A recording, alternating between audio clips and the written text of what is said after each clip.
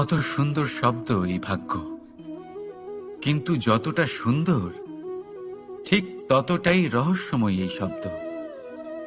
কখন কি হবে কেউ জানে না। লোকে বলে যে ভাগ্যে যা লেখা আছে তার চেয়ে বেশি কিছুই পাওয়া যায় না, তার চেয়ে কমও কিছুই পাওয়া যায় না। নিয়তির যা রচনা তা কখনো মোছা যায় না। কিন্তু কেউ এইটা বোঝে না যে নিয়তি আপনার কর্মের দ্বারা বদলায়।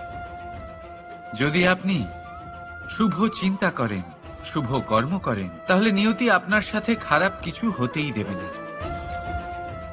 কখনো আকাশে পাখিদের দেখুন, তারা কখনো ভাগ্যের ওপর নির্ভরশীল হয় না। যতই ঝড় আসুক, যতই তীব্র হাওয়া দিক, ঘুরতে থাকে, একটা জিনিস জড়ো করে নিজের সৌভাগ্য, নিজের বাসা নিজেই তৈরি করে। নিজের সন্তানের জন্ম দেয়, তাকে লালন পালন করে, নিজেই তাকে উড়তে শেখায়, কখনোই ভাগ্যের উপরে নির্ভরশীল হয় না সে। এই বিষয়টা আমাদেরও শিখতে হবে। তাই মনে রাখবেন, আপনার ভাগ্য নিয়তির লিখন নয়। আপনার ভাগ্য তাই যেটা আপনি দিনের পর দিন আপনি নিজেই লেখেন। কিছু নিজে পরিশ্রম করে, কিছু নিজের ভাবনার জোরে। রাধা রাধা। মানুষের স্বভাব হলো যে সে সবসময় নিজে বলতে চায়, কারুর কথা শুনতে চায় না। কিন্তু তার এই স্বভাব তাকে এক বিশাল বড় জ্ঞানের থেকে দূরে সরিয়ে রাখে, সামনের মানুষের ব্যক্তিত্বের জ্ঞানের থেকে দূরে। তাই যদি আপনি কাউকে চিনতে চান, কাউকে বুঝতে চান, তাকে থামাবেন না, শুধু বলতে দিন। কারণ একজন ব্যক্তির ব্যক্তিত্ব লুকিয়ে থাকে তার কথার মধ্যে, আর তার আসল পরিচয় লুকিয়ে থাকে তার শব্দের পেছনে। বলতে দিন, আস্তে আস্তে আপনি সব বুঝতে পারবেন। এটাই তফাৎ হলো একজন সাধারণ মানব আর একজন মহামানবের মধ্যে। এক যে কাউকে বলতে দেয় না, আর এক যে সবার কথা শুনে। তাহলে সিদ্ধান্ত আপনার, আপনি কি সাধারণ হতে চান না অসাধারণ? কারণ এই ভবিষ্যৎ আপনার। রাধা রাধা।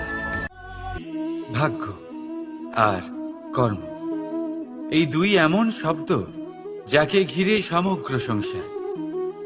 কেউ বলে আমার ভাগ্যে এটা ছিল না, যা পেলে আমার জীবন অন্যরকম হতো। কেউ বলে আমার গত জন্মের কর্ম নিশ্চয়ই এমন ছিল, যে কারণে এই জন্মে এরকম ভাগ্য পেয়েছি আমি।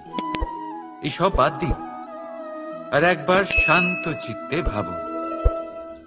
আপনি বুঝতে পারবেন যে ভাগ্য আর কর্ম এই দুই এই জন্মের। তফাৎ শুধুমাত্র এটাই যে যদি ভাগ্যের কথা বলা হয়, তাহলে আপনি এই ভাগ্যের থেকে যত বেশি আশা করবেন তত বেশি নিরাশ হবেন আপনি। কারণ এই আশা আপনাকে কর্ম করা থেকে আটকায়। যদি কথা বলা হয় কর্মের, তাহলে নিজের কর্মের প্রতি যত বিশ্বাস রাখবেন তত বেশি সফলতা আপনার কাছে আসবে। তাই একটা কথা মনে রাখবেন, ভাগ্য আপনার কর্ম নির্ধারণ করে না, কিন্তু আপনার কর্ম আপনার ভাগ্যকে অবশ্যই নির্ধারণ করে। রাধা রাধা।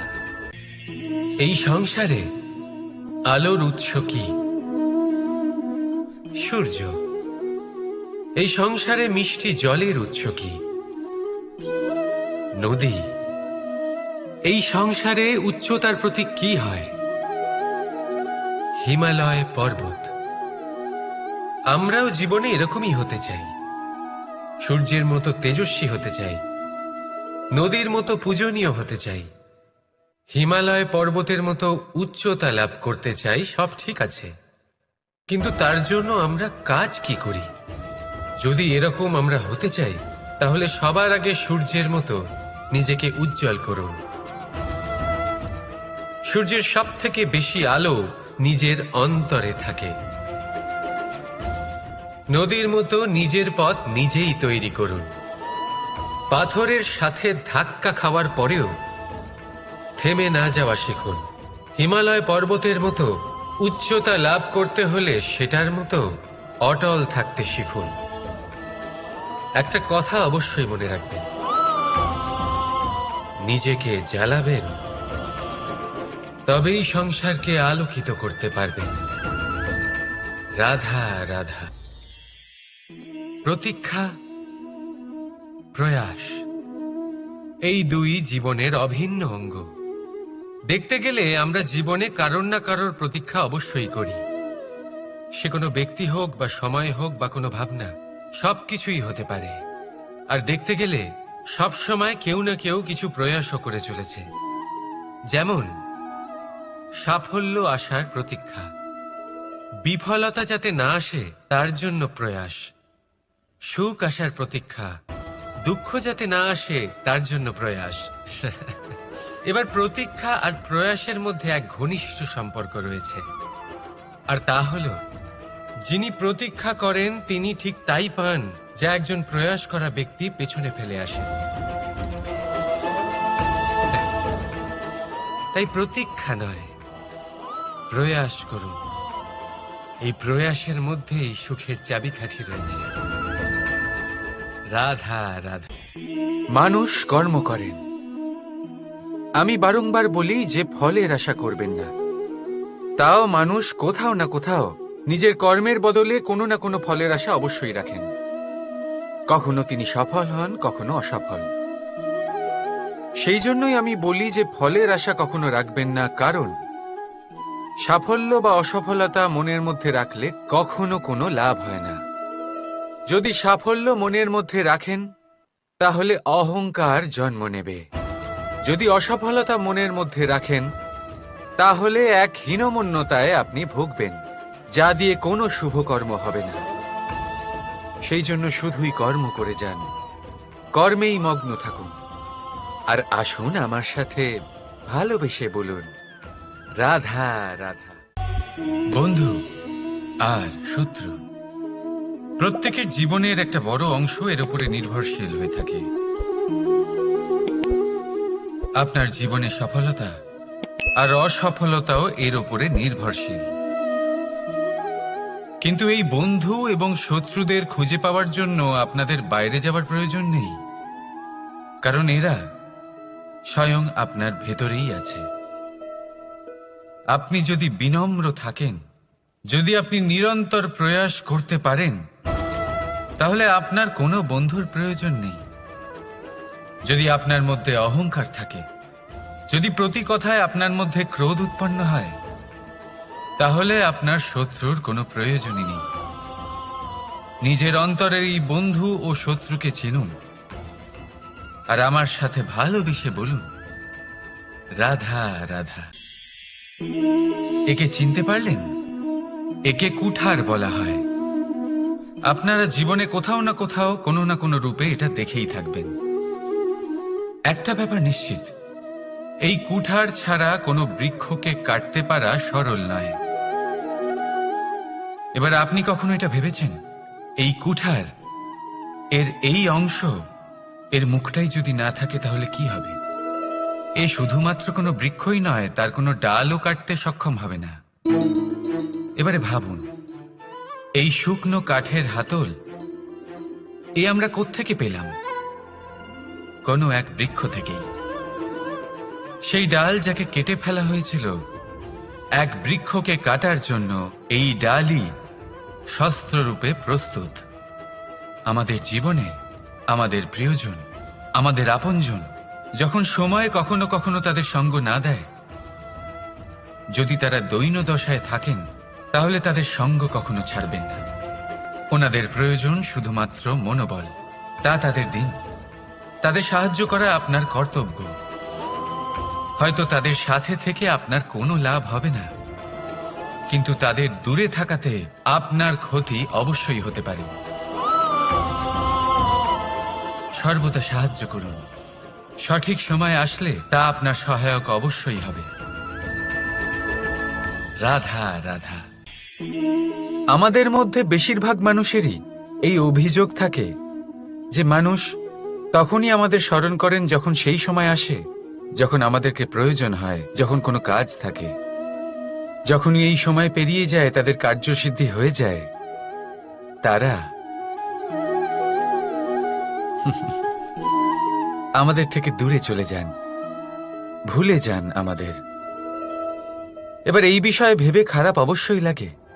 এই পরিস্থিতিকেই অন্য এক দৃষ্টিভঙ্গি দিয়ে দেখার চেষ্টা করুন।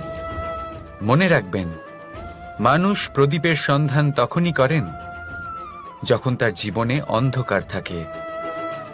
আপনি প্রসন্ন হয়ে উঠুন, কারণ আপনার কাছে সেই সুযোগ আছে যে কারোর জীবনে প্রকাশের কিরণ আনতে পারছেন, কাউকে সঠিক পথ দেখাতে পারছেন, কারোর সহযোগিতা করতে পারছেন, এই পুণ্য অর্জন করতে পারছেন।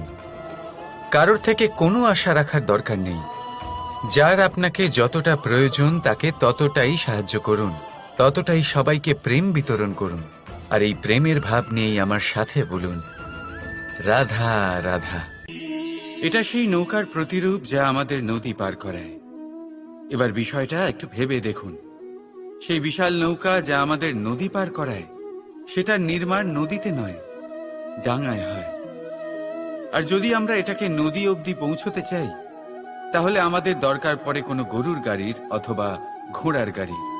তার সাহায্যে একে বহন করা হয়।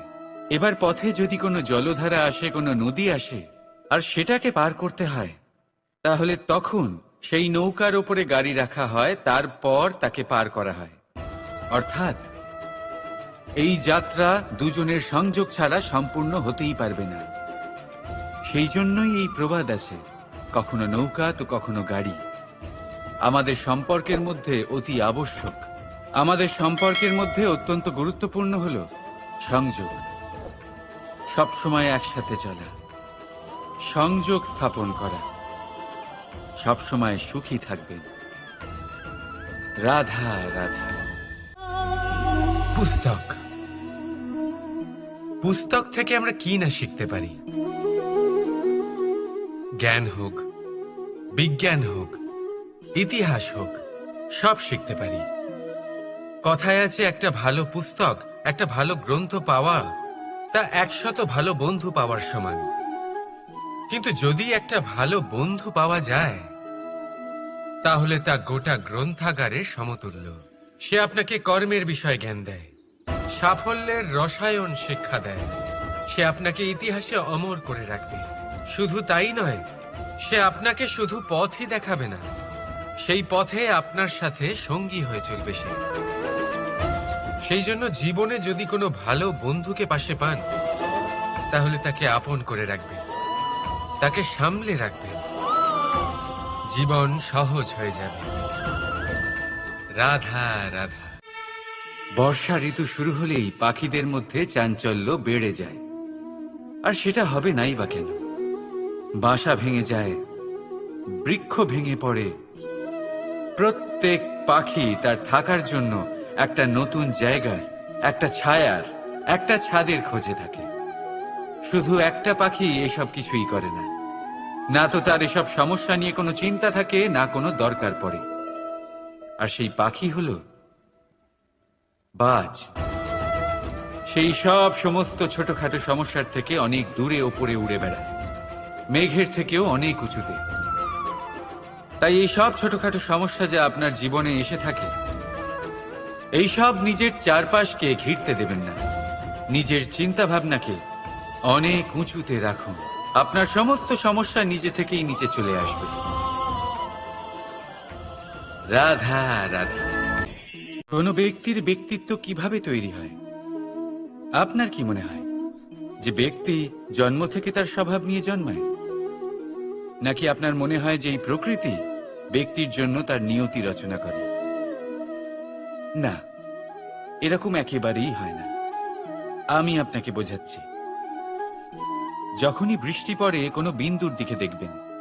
এবার এই বিন্দু যেখানে পড়ছে তার উপরে নির্ভর করছে তারপর কি হবে। যদি এই বিন্দু পড়ে কোনো ক্ষেতের ওপরে, তাহলে কোনো নতুন ফসলের জন্ম দেবে। যদি সে গরম কড়াইতে পড়ে, তাহলে বাষ্পীত হবে। যদি সে কোনো সাপের মুখের ভেতরে পড়ে, তাহলে বিষ তৈরি হবে। ঝিনুকের ভেতরে পড়লে মুক্তো তৈরি হবে। যদি কোনো পাতার ওপরে পড়ে তাহলে শিশির তৈরি হবে।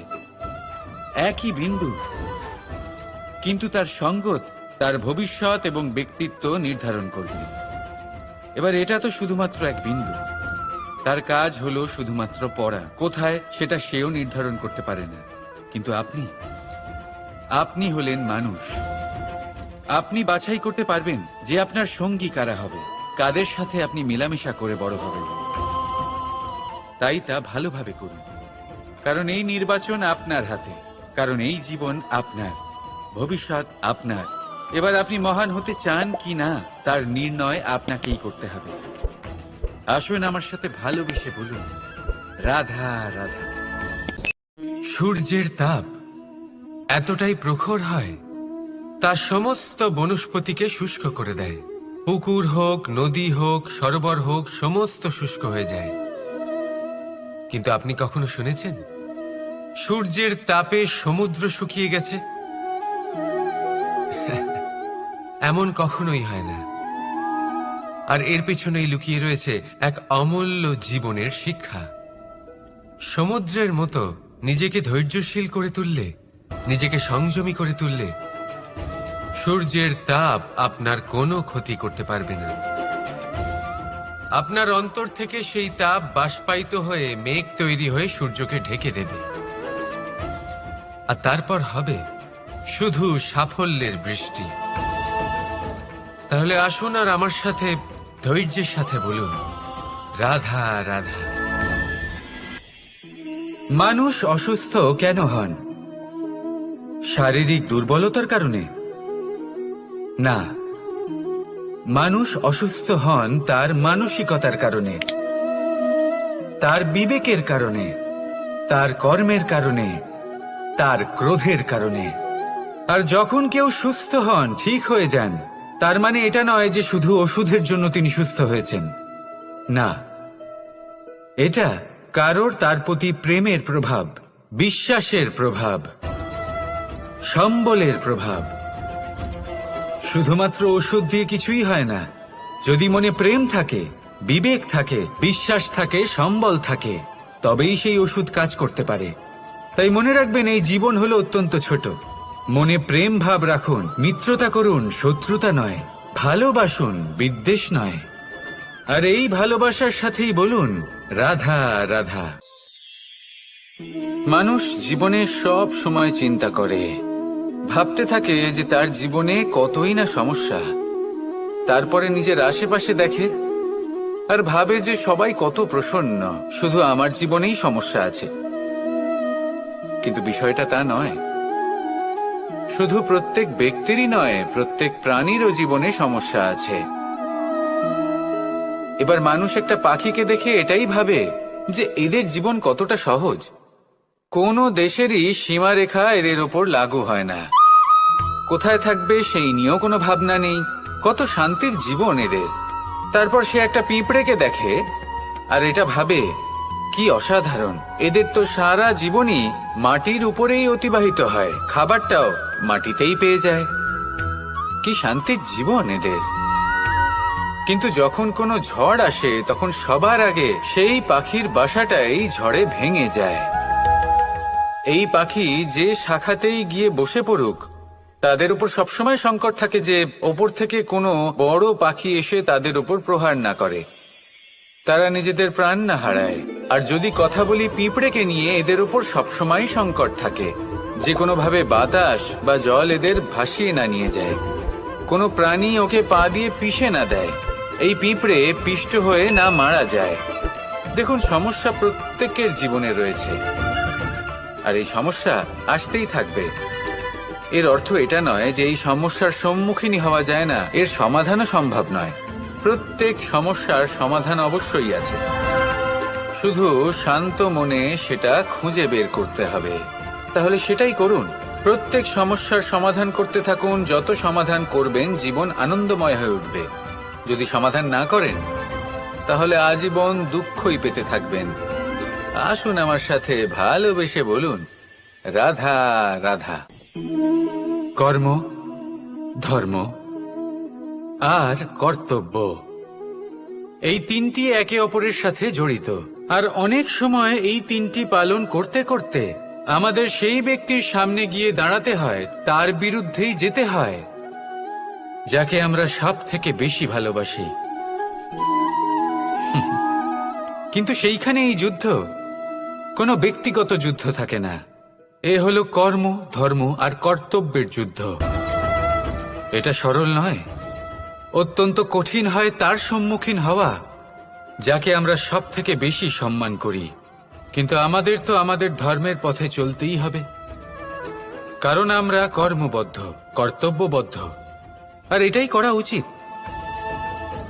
শুধু এটুকু মনে রাখবেন, যদি আপনার উদ্দেশ্য শুভ হয়, আপনার ভাবনা শুভ হয়, আপনি যদি কর্ম, ধর্ম আর কর্তব্যের পথে অগ্রসর হন, তাহলে এই প্রক্রিয়াতে যদি আপনাকে আপনার আরাধ্যেরও সামনে দাঁড়াতে হয়, তাহলেও আপনার কোনো ক্ষতি হবে না।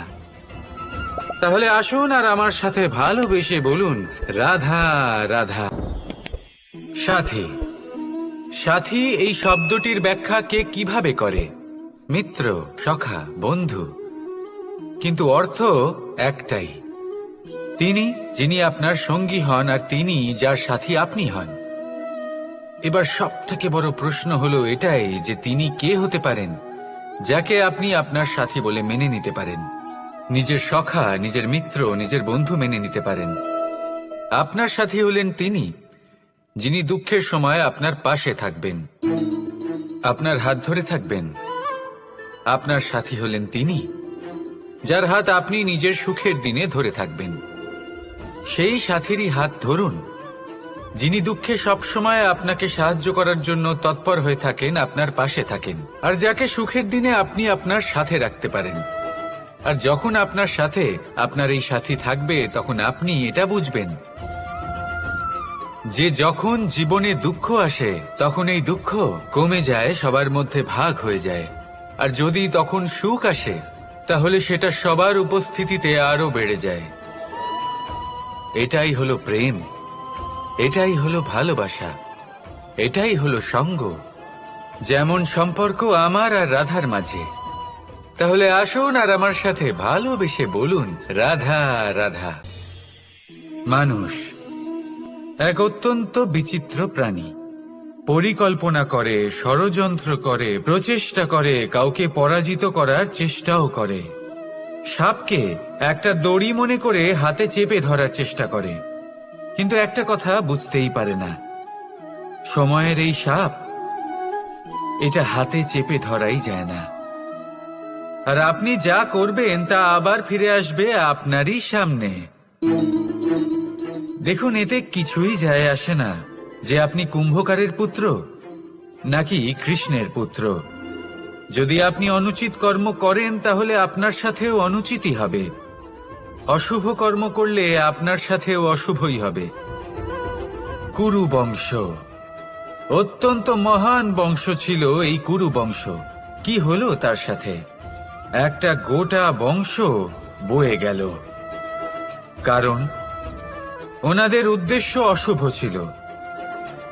অন্যদিকে 5 জন বনবাসী পাণ্ডব মহাভারত বিজয়ী হলেন, কারণ তাদের উদ্দেশ্য শুভ ছিল।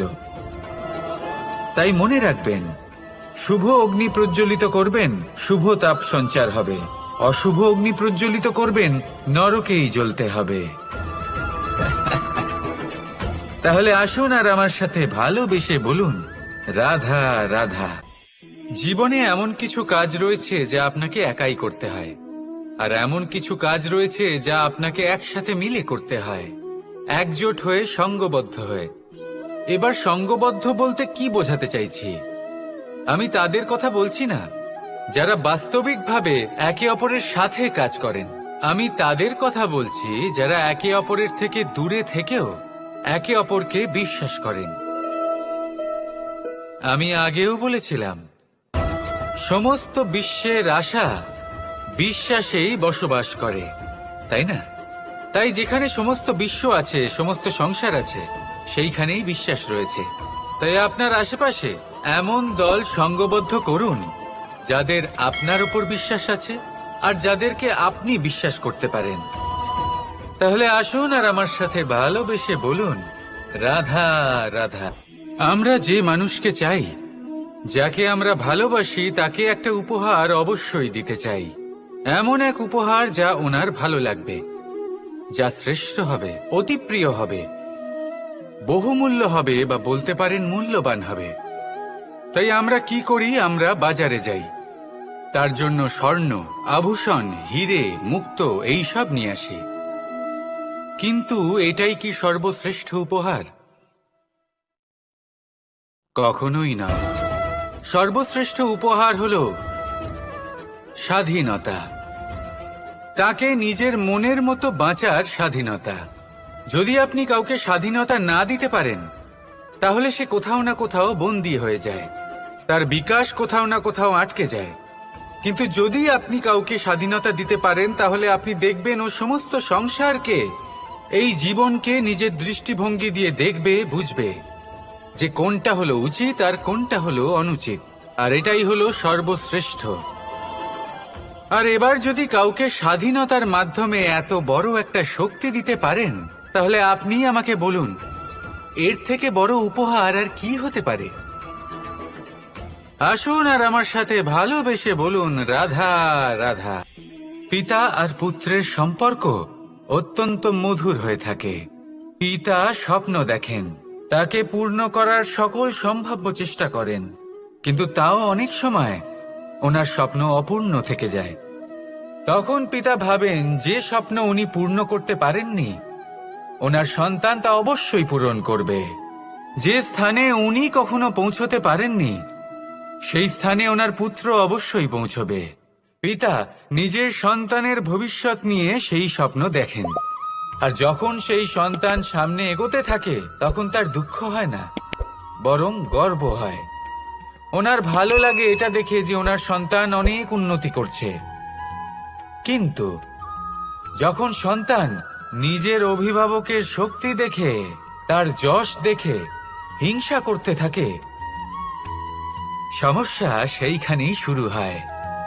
সেই জন্য সকল সন্তানকে এটা মনে রাখতে হবে, দেখুন, পুত্র হবার সুবাদে, এক সন্তান হবার সুবাদে, এটা হলো আপনার অধিকার যে আপনি আপনার পিতার থেকে বেশি উন্নতি করবেন। আপনার পিতাও এটাই চান, কিন্তু সুস্থভাবে এটা করুন। একটা রেখা টেনে নিন, যাতে আপনি তাতে এগোতে পারেন, আর আপনার পিতার তাতে গর্ববোধ হয়, আর সেই বিষয়ে দুঃখ না হয় যে আমার সন্তান আমাকেই ছোট করার চেষ্টা করছে। ইতিহাস সাক্ষী রয়েছে, যে মানুষ অন্য কাউকে ছোট করার চেষ্টা করেছেন, সেই মানুষই ছোট হয়ে গেছেন। আর আমার মনে হয় না আপনি এটা চান, কারণ কোনো একদিন আপনিও কারোর পিতা হবেন। আসুন আমার সাথে ভালোবেসে বলুন, রাধা রাধা। প্রেম এই সংসারে এসেছিল এই সংসারকে প্রেমের শিক্ষা দেওয়ার জন্য, এই জীবনের সুখের অনুভূতি আসলে কি তা শেখানোর জন্য। কিন্তু যদি সত্যি কথা বলি, তো আমি নিজেই প্রতিদিন প্রেমের নতুন নতুন স্বরূপ দেখতে পাই, প্রেমের একটা নতুন অনুভূতি প্রত্যেক নতুন দিনে। আর তার কারণ হলো এই প্রেম অনন্ত, এ হলো দৈব। প্রেম হলো এই সংসারের সব থেকে বড় ঢাল এবং সব থেকে বড় অস্ত্র। এই প্রেম ছাড়া না কোনো ন্যায় হয়, আর না কোনো শাস্ত্র, না জীবন আছে, আর না অন্ত। এবার যদি এই প্রেম মনের মধ্যে বাস করতে শুরু করে, তাহলে কখনো কোনো সমস্যাই হবে না, আর যদি হয়েও থাকে, তাহলে তা স্থায়ী হবে না। এই প্রেম কি না করতে পারে? এই প্রেম সমস্ত সমস্যা মিটিয়ে ফেলতে পারে, আপনার মনের মধ্যে অহংকারকেও বিনাশ করে দিতে পারে, আপনাকে সাক্ষাৎ ঈশ্বরের সাথে দেখা করাতে পারে। তাই প্রেমের দ্বারা প্রয়াস করতে থাকুন, এই সংসারের প্রত্যেক মানুষকে, প্রত্যেক বস্তুকে, প্রত্যেক জীব জন্তুকে ভালোবাসবেন। আর এই প্রেমের দ্বারাই বলুন, রাধা রাধা। মানুষের জীবনে স্বচ্ছতার একটা আলাদা গুরুত্ব আছে। যদি আপনি নিজেকে স্বচ্ছ রাখেন, তাহলে আপনার নিজেরও ভালো লাগবে, সামনের ব্যক্তিরও ভালো লাগবে, একটা অন্যরকম প্রভাব পড়বে। কিন্তু একজন শ্রেষ্ঠ ব্যক্তি কিভাবে হয়ে ওঠা সম্ভব? যার মধ্যে গুণ আছে, শিক্ষা আছে, শুভ চেতনা আছে, যিনি সৎকর্ম করেন। কিভাবে হব সেই ব্যক্তি যার মধ্যে জ্ঞান আছে? শুধুমাত্র স্বচ্ছ থাকলে তো তা হওয়া সম্ভব নয়। প্রথমে আপনাকে বুঝতে হবে যে মানুষের মধ্যে 4টি মূল তত্ত্ব আছে।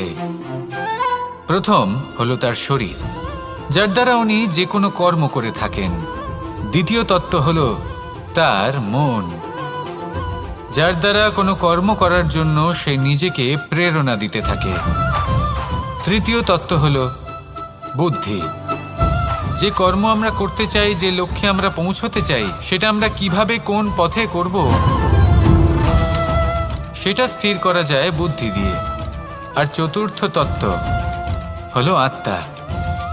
আত্মা হলো এমন এক তত্ত্ব যার কোনো সমাপ্তি নেই। আত্মা হলো অজয়, কিন্তু এরও শুদ্ধিকরণের প্রয়োজন হয়। এই 4টি তত্ত্বের শুদ্ধিকরণ করতে থাকুন, এতে নির্মল রাখুন, শুদ্ধ রাখুন। এবং এটা কিভাবে হবে? শুভ চেতনা দ্বারা, জ্ঞানের দ্বারা, এবং সবথেকে বেশি গুরুত্বপূর্ণ প্রেমের দ্বারা। আসুন আমার সাথে ভালোবেসে বলুন, রাধা রাধা। মানুষ তার জীবনে শিক্ষা এবং প্রেম এই দুই লাভ করে তার মাতা, পিতা এবং গুরুর কাছ থেকে। কিন্তু মানুষ সবথেকে বেশি ভালোবাসে নিজের মাতাকে, কারণ মাতা খুব নির্মল চিত্তে ভালোবাসে, শান্ত মনে আমাদের অন্তরে শক্তির সঞ্চার করে থাকেন, আমাদের উৎসাহ দেন, বলশালী করে তোলেন। ব্যাপারটা কিন্তু এমন নয় যে আমরা নিজেদের বাবা বা গুরুকে ভালোবাসি না, তাদেরকেও আমরা অত্যন্ত ভালোবাসি, শুধু ওনাদের কঠোর ব্যবহার দেখলে আমরা একটু ভয় পেয়ে যাই। এবার ওনাদের এই কঠোর ব্যবহার আমাদের ভালো না লাগলেও অত্যন্ত আবশ্যক, কারণ মাতার থেকে আমরা যে শক্তি লাভ করি তা যেন নিয়ন্ত্রণ হারিয়ে বিধ্বংসী না হয়ে ওঠে, আমরা যেন কোনো কুপথে না চলে যাই, আমরা কখনো যেন দোষ না করে ফেলি। শুধু সেই জন্য পিতা এবং গুরু একটু কঠোর হয়ে ওঠেন, এবং ওনাদের এই কঠোর আচরণ ভবিষ্যতে গিয়ে আমরা অবশ্যই বুঝতে পারি। জীবনে কিছু বছর আমরা এগিয়ে যাই আর তারপর আমরা বুঝতে পারি যে বাবা এবং গুরু আমাদের যথেষ্ট ভালোবাসতেন, কিন্তু ওনাদের ভালোবাসার বহিঃপ্রকাশ আলাদা। প্রয়োজনীয় হলো এটা দেখার, এটা বোঝার যে শুরু থেকে আমাদের প্রতি ওনাদের আচরণ কেমন ছিল। ওনাদের কঠোর হওয়ার পেছনে ওনাদের ভালোবাসাটা বোঝার চেষ্টা করুন, ওনাদের চিন্তাটা বোঝার চেষ্টা করুন, ওনাদের পথপ্রদর্শনের আড়ালে আপনার ভবিষ্যতের জন্য যে পরিকল্পনা ওনারা করেছেন সেটা বোঝার চেষ্টা করুন। তখন আপনারা বুঝতে পারবেন ওনাদের ভালোবাসাকে। আপনার মনের মধ্যে আপনা থেকেই ওনাদের প্রতি সম্মান জেগে উঠবে। নিজের পিতা এবং নিজের গুরু এই দুজনের প্রতি কৃতজ্ঞতা প্রকাশ করুন আর আমার সাথে ভালোবেসে বলুন, রাধা রাধা। জীবন কিসের উপর নির্ভরশীল? ধনের ওপর, বৈভবের ওপর, নিঃশ্বাসের ওপর? না, এই জীবন নির্ভরশীল বিশ্বাসের ওপর। বিশ্বাস নিজের ওপর, বিশ্বাস আমাদের আপনজনের ওপর। কিন্তু যখন এই বিশ্বাস ভেঙে যায় তখন মানুষের মনও ভেঙে যায়, আর তারপর সে অন্য কিছু করতেই পারে না। তখন কি করা যেতে পারে? 3টে কাজ আছে যা আপনি করতে পারেন। প্রথম, ভালোবাসা। যাকে আপনি ভালোবাসেন, যারা আপনাকে ভালোবাসে, ভুল যারই হোক না কেন, তার কাছে ক্ষমা চাইতে কখনোই সংকোচ বোধ করবেন না। দ্বিতীয় হলো বিশ্বাস। যারা আপনাকে ভালোবাসেন, আপনাকে বিশ্বাস করেন, তাদের বিশ্বাস কখনো ভাঙবেন না। তৃতীয় হলো আশা। যারা আপনাকে ভালোবাসেন, আপনাকে বিশ্বাস করেন, তাদের আশা আপনার সাথে জড়িত, তাদের থেকে কখনো কিচ্ছু লুকোবেন না। এই 3টে কাজ করুন আর এই জীবন সুপ্রসন্ন হয়ে বলবে, রাধা রাধা। মানুষের জীবনে 2 ধরনের আবেগ থাকে যা চিরকাল তার সাথে বসবাস করে। প্রথম, স্বপ্ন। দ্বিতীয়, অজুহাত। মানুষ হাজার হাজার স্বপ্ন দেখতে পারে। আমাকে এই কাজ করতে হবে, আমাকে ওখানে ঘুরতে যেতে হবে, আমায় জীবনে এই অসম্ভব কাজ বাস্তবায়িত করে দেখাতে হবে, আদি ইত্যাদি। এবার ঠিক যেমন স্বপ্ন দেখেন সেইভাবে অজুহাতও খুঁজে নিয়ে আসেন। আমি এই স্বপ্ন পূরণ করতে পারলাম না, কারণ আমাকে কেউ সাহায্যই করল না, কারণ আমি দুর্বল হয়ে পড়েছিলাম, কারণ আমার কাছে সময়ই ছিল না, আদি ইত্যাদি। এবার সাফল্য এবং অসফলতার মাঝখানে এই ধরনের সংঘর্ষ হতে থাকে। সাফল্য তখন লাভ করা সম্ভব যখন আপনার স্বপ্ন আপনার অজুহাতের থেকে অনেক বড় হয়, আর অসফলতা তখন পাবেন যখন আপনার অজুহাত আপনার স্বপ্নের থেকে অনেক বড় হয়। আপনি যদি সাফল্য লাভ করতে চান তাহলে চেষ্টা করতে থাকুন, পরিশ্রম করুন। যদি অসফল হন তাহলে ভয়ভীত হওয়ার কোনো প্রয়োজন নেই। নিজের ভুল বুঝুন, তাকে শুধরে নিন, আবার চেষ্টা করুন। কিন্তু যদি নিজের জীবনে অজুহাত নিয়ে আসেন তখন স্বপ্ন কখনো পূরণ হবে না। আসুন আমার সাথে ভালোবেসে বলুন, রাধা রাধা। ভয়ের সাথে আমরা সবাই পরিচিত, কষ্টও আমরা সবাই পেয়েছি। কখনো কখনো আমরা অসুস্থ হয়ে পড়ি, আর এমন সময় হলে মাতার মমতা, কখনো বাবার স্নেহ, কখনো বন্ধুদের পাশে থাকার অনুভূতি আমাদের রোগ নিরাময়ে সাহায্য করে। কখনো যদি আমরা নিরাশ হয়ে পড়ি, তখন যদি আমাদের কোনো আপনজন আমাদের দুটো ভালো কথা বলে, তখন আমাদের মনোবল বেড়ে যায়। ঠিক তেমন সংসারের এই রঙ্গমঞ্চে যদি আপনি পীড়িত অনুভব করেন, কিছু শুভ কথা আলোচনা করুন, কিছু স্তুতি গান করুন, কিছু মুহূর্তের জন্য হলেও নিজের ইষ্টদেবের কথা স্মরণ করুন আর প্রার্থনা করুন। সাহস বাড়বে, শক্তিও বৃদ্ধি পাবে এবং সামনে এগিয়ে চলার পথও দেখতে পাবেন। তখন এই মন প্রসন্ন হয়ে বলবে, রাধা রাধা। কখনো কখনো অন্ধকারের সাথে লড়াই করার জন্য আমরা প্রদীপ জ্বালাই। এতে প্রথমে সলতে রাখি, তারপর তেল ঢালি, তারপর আগুন জেলে এটা প্রজ্বলিত করি। তারপর একটা সময় আসে যখন এই প্রদীপ নিভে যায়। কারণটা কি? কারণ কি এটা যে প্রদীপের প্রকাশমান হওয়ার ক্ষমতা সমাপ্ত হয়েছে? না, এই যে আগুন আমরা দেখতে পাচ্ছি, এই আগুনের জন্য যে শক্তির প্রয়োজন হয় তা আসে এই তেল থেকে। যদি এই তেল সমাপ্ত হয়ে যায় তাহলে এই প্রকাশ তাও সমাপ্ত হয়ে যায়। আর আমাদের জীবনে এই তেল হলো আমাদের কর্ম, আর এই আগুন আর এর দ্বারা উৎপন্ন হওয়া প্রকাশ আমাদের ভাগ্য। যত আমাদের কর্ম ক্ষীণ হতে থাকবে, আমাদের ভাগ্য সৌভাগ্য কোথাও না কোথাও লুপ্ত হয়ে যাবে। যে উজ্জ্বল ভবিষ্যৎ আমরা চাইছি তা কখনো লাভ করতে পারবো না যদি কর্ম না করি। ঠিক যেমন তেল ছাড়া অগ্নি উৎপন্ন হয় না, তেমনি কর্ম ছাড়া সৌভাগ্য হয় না। আর যেমন কর্ম তেমন ভাগ্য। তাই সবসময় কর্ম করতে থাকুন, কর্ম করা থামাবেন না। আর আমার সাথে ভালোবেসে বলুন, রাধা রাধা। জীবনে তিনটি বিষয় আছে, তিনটি বস্তু আছে, তারা যেন আপনাকে কখনো বশে না করে নিতে পারে। প্রথম হলো ধন। ধন যতক্ষণ আপনি ব্যবহার করতে থাকেন, যতক্ষণ তা আপনার কাজে আসছে, ততক্ষণ ঠিক আছে, এই ধন আপনার কাছে অমৃত। কিন্তু যখন এই ধন আপনাকে ব্যবহার করতে শুরু করে, বুঝে যাবেন যে আপনার পতনের সময় শুরু হয়েছে। দ্বিতীয় বিষয়, ফেলে আসা অতীত। যাই করুন, আপনি অতীত পাল্টাতে পারবেন না, আর এই সত্যিটা আপনিও জানেন। কিন্তু তাও এর বশবর্তী আমরা হয়ে পড়ি। আর যখন তাই হয়, তখন এই সংসারে আমরা যেখানেই যাই না কেন, যত বড়ই সুখ লাভ করি না কেন, সেই সব আমাদের কাছে তিক্ত বলে মনে হয়। তৃতীয় বিষয়, আপনার আশেপাশের মানুষ ভিন্ন ভিন্ন ধরনের মানুষ হয়, যাদের চিন্তা ভাবনা এবং দৃষ্টিভঙ্গি ভিন্ন ভিন্ন প্রকারের। যদি এদের বশবর্তী আপনি হয়ে পড়েন, তাহলে কেউ বলবে এটা করো, এটা ভালো। কেউ বলবে এটা করো না, ওটা করো, ওটা ভালো কাজ। কেউ বলবে এই দুটোই করো না, অন্য কিছু করো। এই কথাগুলিতে আপনি এতটাই জড়িয়ে পড়বেন যে আপনি লক্ষ্যভ্রষ্ট হয়ে পড়বেন। তাই এই তিন বিষয় থেকে সাবধানে থাকবেন। যদি কোনো কিছু বশ করতে হয়, তাহলে আপনাকে বশ করতে হবে আপনার আজকে, নিজের বর্তমানকে। এটা খুব প্রয়োজনীয়। এটা ভাববেন যে এই সময়ের সদ্ব্যবহার আমি কিভাবে করব, সময়কে শাসন কিভাবে করব, ওই কর্ম কিভাবে করব যাতে ভবিষ্যতে কখনো আমার আফসোস না হয়, বরং এই সংসার আমাকে নিয়ে গর্ব করবে, সেই কর্ম করুন। আর যখন আপনি এটা শিখে নেবেন, তখন আপনি নিজেই নিজেকে প্রকৃত অর্থে ভাগ্যশালী করে তুলবেন। আসুন আমার সাথে ভালোবেসে বলুন, রাধা রাধা।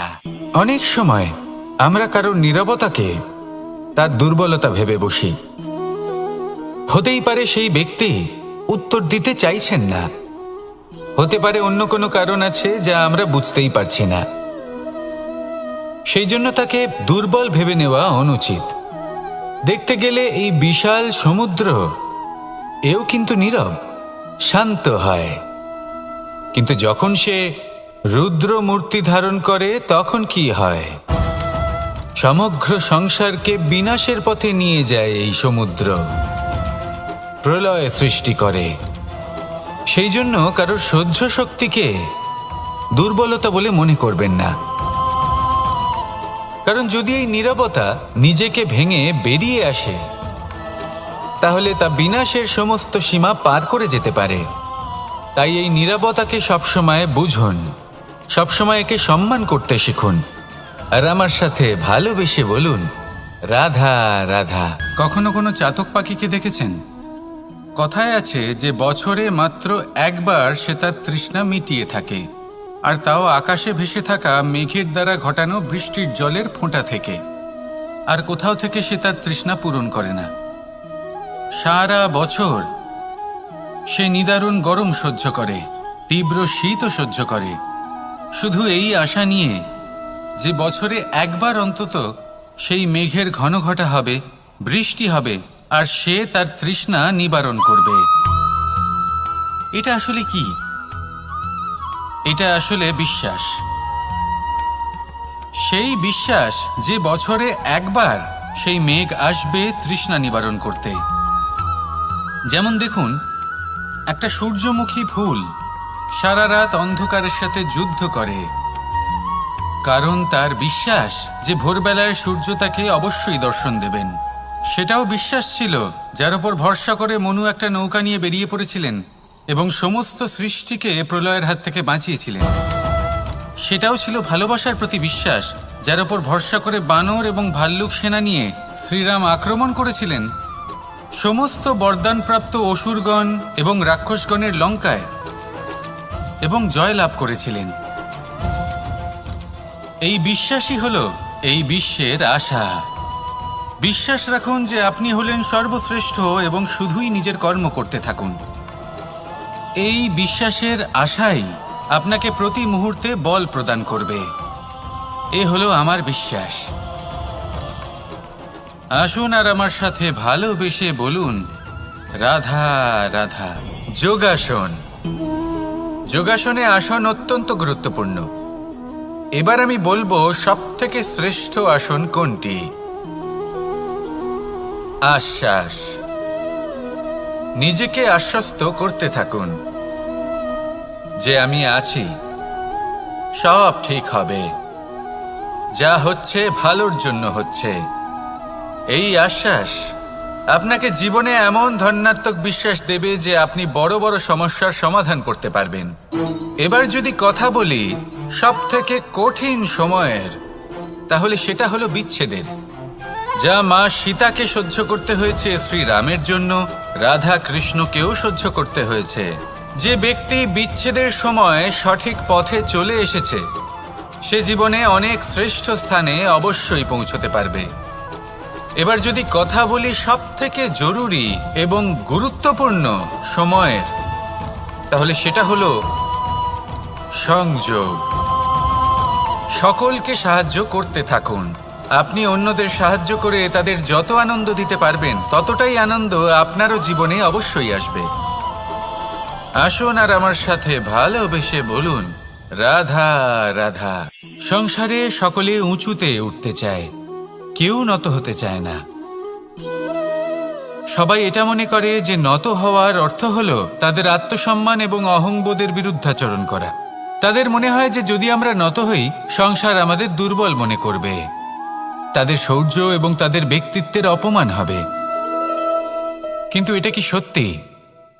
প্রত্যেকবার নত হওয়ার অর্থ কি সম্মানহানি হওয়া? কখনোই নয়। আপনি নিজের জীবনকেই দেখে নিন। আপনার কোনো অমূল্য জিনিস যদি নিচে পড়ে যায় তাহলে তাকে কিভাবে তোলেন? সেই বস্তুকে তোলার জন্য আপনাকে নত হতেই হবে। আপনি বড়দের আশীর্বাদ কিভাবে লাভ করেন? আপনি নত হয়ে তবেই তাদের আশীর্বাদ লাভ করতে পারেন, তাই না? ভেবে দেখুন, আপনি একটা পথে হাঁটছেন, আপনি দেখতে চাইছেন যে আপনি সঠিক পথে হাঁটছেন কিনা, পায়ের নিচে কাঁটা পড়ে আছে কিনা। কিভাবে দেখবেন? আপনাকে সেই মাথা নত করেই দেখতে হবে। এর অর্থ কি?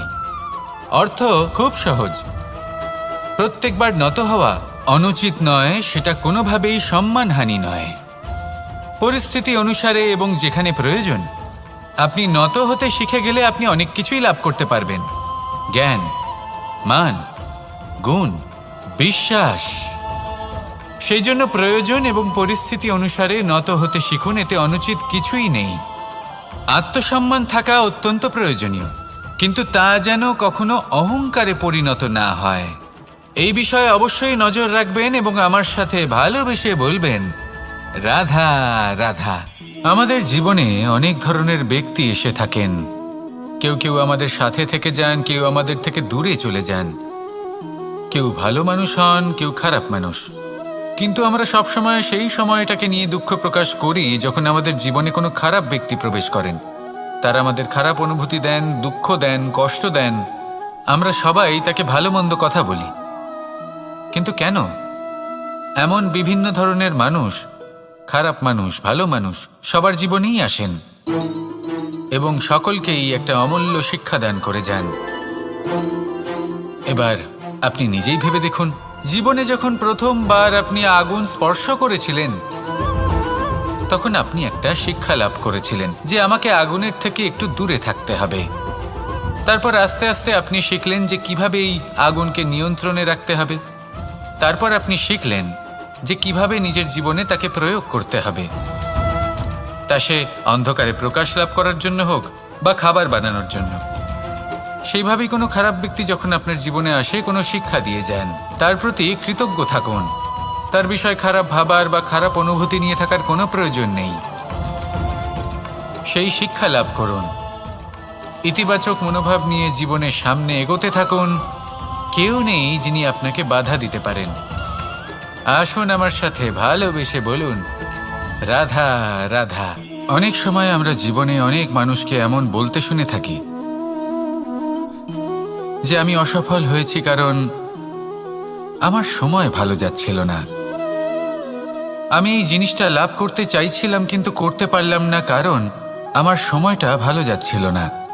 আমি আমার জীবনে ওই মহান কাজটা করতে চাইছিলাম কিন্তু করতে পারলাম না। কেন? কারণ আমার সময়টা ভালো যাচ্ছিল না। কিন্তু যে মুহূর্তে ভালো সময় আমার জীবনে আসবে আমি সব কিছু প্রাপ্ত করব। এমন প্রায় প্রত্যেকেই বলেন। আসুন একটা কথা বোঝা যাক। একজন মালিকে দেখুন, সে প্রত্যেক দিন গাছের সেবা করে, তাকে জল দেয়, তার যত্ন আত্তি করে। কেন? প্রত্যেক দিন সেই গাছ ফল দেয় না। সঠিক সময় এলে তবেই সেই গাছ ফল দেয়, কিন্তু প্রত্যেক দিন মালি তার সেবা করে, তাকে যত্ন করে। শুধুমাত্র তখন করে না যখন সেই গাছ ফল দিতে সক্ষম। আর যদি মালি গাছের যত্ন প্রতিদিন না করে তাহলে হয়তো সেই গাছ ফল দিতেই পারবে না। এটাই হলো আমাদের জন্য একটা শিক্ষা। যখন সময় আমাদের জন্য অপেক্ষা করে না তখন আপনি সময়ের জন্য কেন অপেক্ষা করছেন? ভালো সময়ের জন্য অপেক্ষা করবেন না। ভালো এবং শুভ কর্ম দ্বারা ভালো সময়কে নিজের কাছে টেনে আনুন। নিরন্তর কর্ম করুন, পরিশ্রম করতে থাকুন। শুভ সময় আপনা থেকেই আপনার কাছে আসবে। আসুন আমার সাথে ভালোবেসে বলুন, রাধা রাধা। জীবনে এমন কিছু কাজ রয়েছে যা আমাদের কখনোই করা উচিত নয়, যেমন আশা করা। যদি আপনি আশা করেন আর আপনার আশা পূর্ণ না হয় আপনি খুবই কষ্ট পাবেন। এবার আপনি যদি প্রতীক্ষা করেন, করতেই থাকেন, আর সেই ব্যক্তি যদি না আসে তাহলেও খুব কষ্ট পাবেন। আর হলো তুলনা।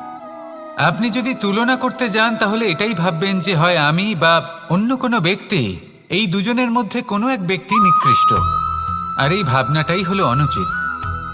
যদি আমরা কথা বলি সেই সব বিষয়ে যা আমাদের করা উচিত, যেমন পরীক্ষা।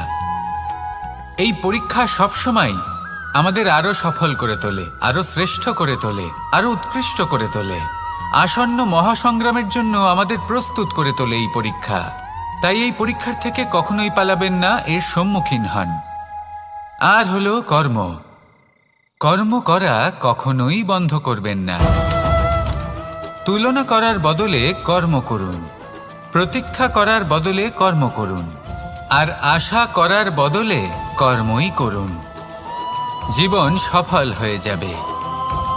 দেখুন, সবার শেষে সত্যি বলতে এই কর্ম আর এই পরীক্ষা, এই দুই আমাদের জীবনকে সুখী করে তুলতে পারে। আসুন আর আমার সাথে ভালোবেসে বলুন, রাধা রাধা। আমি অনেক সংখ্যক মানুষকে দেখেছি, তাদের কাছে অত্যাধিক জ্ঞান আছে, শিল্প আছে, ধন আছে, কীর্তি আছে, কিন্তু তারা এই সব কিছু নিজেদের কাছেই রাখেন, এই সমাজে বিতরণ করেন না। কারণ হলো ভয়। ওনাদের মনে হয় যে যদি আমি এই সব কিছু সমাজে বিতরণ করি, তাহলে সমাজ আমার শিল্প হোক, ধন হোক, জ্ঞান হোক, কীর্তি হোক, সবকিছু চুরি করে নিয়ে যাবে, আর তার বদলে আমি কিছুই পাবো না। এটা কিন্তু সত্য নয়। সত্য হলো এটাই যে যদি আপনি নিজেকে এই সংসারের প্রতি সমর্পিত করেন, তাহলে এই সংসার আপনার প্রতিও সমর্পিত থাকবে। আপনি শুধু ধন, জ্ঞান, কীর্তি, সম্মান পাবেন তাই নয়, বরং এই সমাজ আপনাকে নিজের চোখে হারাবে, মনের মধ্যে স্থান দেবে। তাই এই ভয় ত্যাগ করে দেখুন কিভাবে এই সমাজ আপনাকে প্রেম সমর্পণ করে। আসুন আমার সাথে ভালোবেসে বলুন, রাধা রাধা।